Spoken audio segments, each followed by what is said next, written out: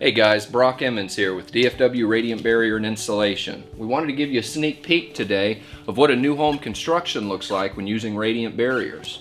What we're standing in currently is the master bath of a residence. You can see here that we've run the radiant barrier up against the trusses, and you'll actually be able to drywall right on top of this. You can see here the insulation is ended because this is an interior wall, so we don't actually need to run the radiant barrier here.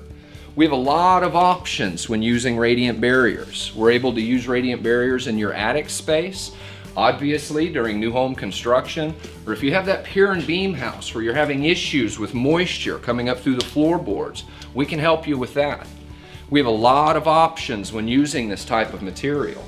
Now you guys can see here, again, this is an exterior wall. We've run the material down the facing across the trusses.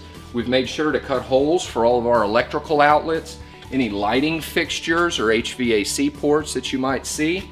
You can drywall right on top of this material. It will be installed in the wall. You'll never know it's there, but it will be working as long as this house is standing.